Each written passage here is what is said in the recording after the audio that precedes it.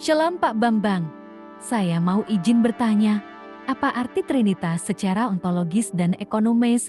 Mohon pencerahannya. Oke, yang pertama itu Trinitas tidak terpisahkan. Kenapa? Waktu Yesus disalib itu ada ungkapan Eli, Eli lama sabachthani. Begini saudara-saudara ya, pemahaman tentang Tritunggal itu dibedakan. Trinitas secara ontologis dan Trinitas secara ekonomis. Trinitas secara ontologis itu sifat kekekalan ilahi. Jadi kalau istilah dari Santo Yohanes Damaskus itu hubungan Bapa sebagai sumber, kemudian Putra itu sebagai yang dilahirkan dari sang sumber, dan Roh Kudus itu yang mengalir dari sang sumber. Ini sebetulnya ungkapan-ungkapan teologis yang tidak mudah ya. Bapa itu tidak diperanakkan karena dia menjadi masodir al-ilahiyah. Putra itu dilahirkan dari Bapa. Kalau Roh Kudus itu digunakan kata prosesi, ya. Tapi itu bicara tentang Tuhan dalam keabadian. Sementara kalau bicara tentang Trinitas secara ekonomia, itu Tritunggal dalam karya ilahi. Misalnya, waktu pembaptisan. Waktu pembaptisan kan Yesus di Sungai Yordan, Roh Kudus dalam bentuk burung merpati, dan Bapa diungkapkan dalam suara dari surga, engkaulah putraku yang kukasihi, kepadamulah aku berkenan. Nah, banyak para polemikus yang biasanya menyerang Kristen.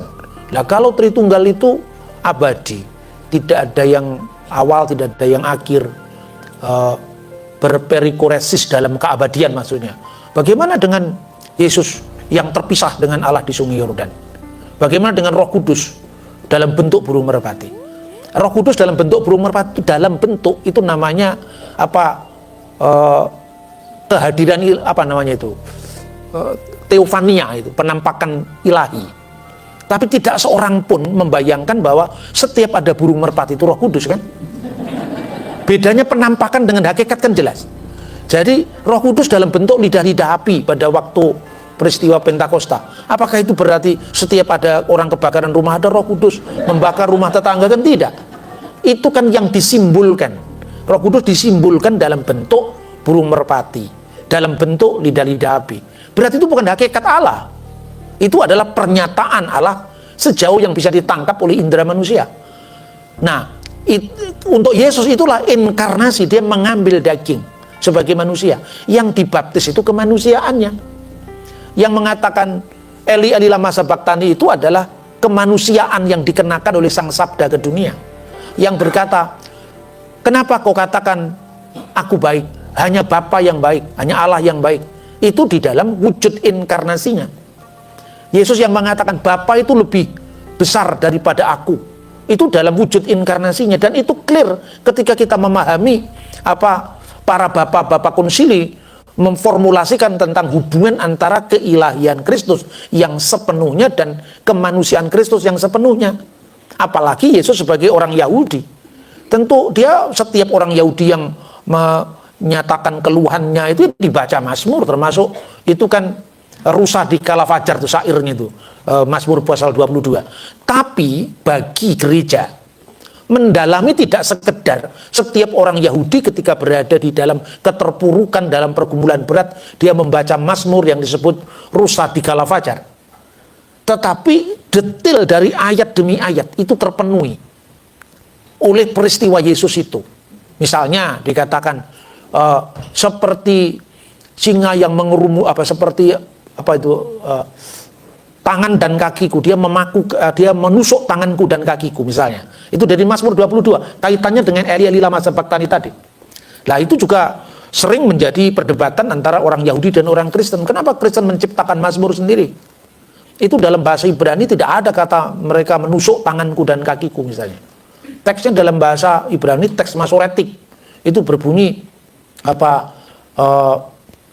yadai weriglai, tanganku dan kakiku. Sebelumnya itu adalah kari itu K, itu K, seperti ari itu singa, seperti singa, kari yadai weriglai, tanganku dan kakiku. Kenapa kok muncul kata-kata mereka menusuk? Nah, pada tahun 1950-an setelah penemuan pertama Dead Sea Scroll, itu ditemukan gua-gua di Laut Mati. Salah satunya di Nahal Hefer. di mana ternyata ada potongan Mazmur pasal 22 yang satu ayat rentetan pasal dengan Elisa Baktani tadi, itu bunyinya karu yadai wiriglai. Karu itu artinya mereka menusuk. Septuaginta menggunakan teks Ibrani yang jauh lebih tua sebagai dasar penerjemahan.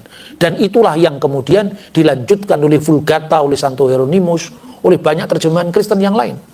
Sementara teks Masoretik dari abad ke-10 setelah Masehi itu menggunakan kata-kata kari, karena huruf biyut dan huruf fab itu kan satunya delewer begini jadi karu.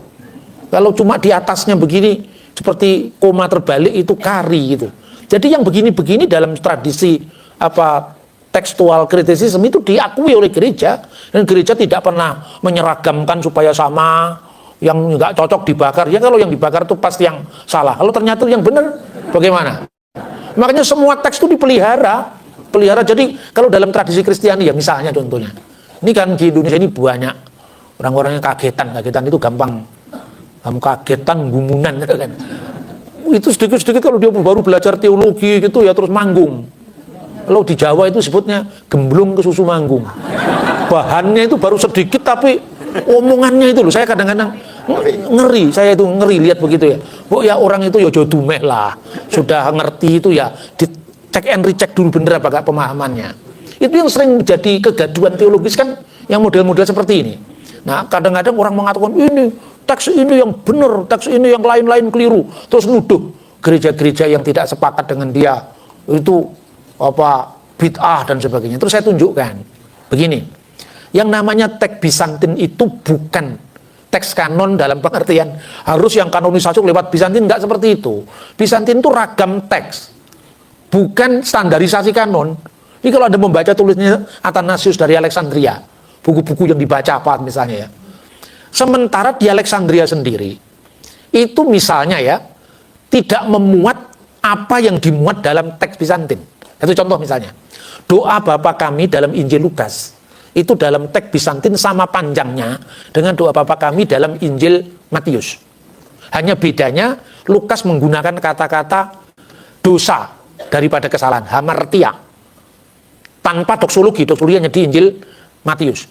Lalu orang ketika ziarah ke Israel, kemudian orang pada bingung. Ini doa Bapa kami diajarkan di sini, Pak. Lalu di Galilea juga ada doa Bapa kami. Mana yang benar? Ini ada banyak teori ya. Ada para teolog yang kemudian punya teori begini. Ini mungkin saja saya keliru juga. Maka silakan di cross check. Mungkin saja. Teori evolusi itu sudah mempengaruhi cara kita berteologi. Teori evolusi Darwin, kira-kira kita nggak nyangka itu ya, bahwa sesuatu yang lebih sederhana itu dianggap lebih kuno daripada yang lebih lebih canggih gitu loh. Jadi konteksnya ketika Yesus ditanya, ajarkan kami berdoa seperti Yohanes mengajarkan muridnya berdoa. Dalam versi Lukas, teks Bizantin atau Tectur Septus, Anda bisa membaca King James Version. Kalau kamu berdoa, Bapa kami yang diucapkanlah, Bapa kami yang ada di surga dan seterusnya. Sama panjangnya dengan Injil Matius. Tapi kalau Anda membaca Kodeks Vatikanus, Kodeks Sinaiticus, hanya Bapa dikuduskanlah namamu. Loh, tanpa kami yang di surga, lebih pendek. Kalau Anda membaca NIV, American Standard Bible, itu teks pendek, terjemahan lai, itu teks pendek ini. Tapi kalau Anda membaca King James, doa Bapa kami dalam Injil Lukas, itu sama panjangnya dengan Injil Matius. Nah sekarang ada dua teori. Teori yang pertama, Injil Lukas ini dalam teks Bizantin diperluas berdasarkan Injil Matius. Setelah doa Bapa kami menjadi doa liturgis jemaat, umat. Jadi kalau Injil Matius itu pola doa pribadi, Injil Lukas. Jadi kamu berdoa seperti Yohanes berdoa, maka kamu berdoa Bapa. Karena nggak ada umat yang lain. Ya Bapa, bener nggak? Kaminya nggak ada, wong itu doa pribadi. Itu versi pertama. Berarti sama-sama aslinya. Memang doa Bapa kami diajarkan dalam dua konteks yang berbeda. Tapi bagi penganut teori yang sederhana mendasari yang lebih canggih tadi, ini kemungkinan Lukas diperluas berdasarkan doa Bapa kami di Injil Matius. Ya sah-sah saja. Tapi ketika Anda melihat teks yang sama kunonya, yang diterjemahkan dalam berbagai macam bahasa Injil kuno, ternyata menggunakan teks Lukas seperti yang dipakai oleh lai. Pendek, Bapa dikuduskanlah namamu, dan seterusnya, tanpa yang panjang-panjang tadi. termasuk dua terjemahan Koptik dari abad ketiga, namanya Buhairi dan Sahidi. Saya itu kalau kemana-mana saudara-saudara, yang saya cari toko buku. Kalau bisa toko buku loak yang sudah tidak banyak beredar itu. Saya mendapatkan Alkitab bahasa Koptik dengan terjemahan bahasa Arab tahun 1940-an. Itu sama terjemahannya, sama dengan Lai. Jadi artinya, teks Bizantin itu jangan terlalu didewa-dewakan. Gitu loh. Jadi keragaman teks itu mesti kita rayakan tanpa atau dengan teks panjang Lukas. Gereja tidak berubah ajarannya kok. Ya toh, namanya kerikmahnya gereja itu tidak akan berubah. Itu hal-hal seperti itu kalau di Islam namanya urusan khilafiyah itu. Bukan urusan yang terlalu dibesar-besarkan. Oke Pak Bambang, penjelasan Anda sangat mencerahkan dan menguatkan iman kami. Terima kasih, Tuhan Yesus memberkati.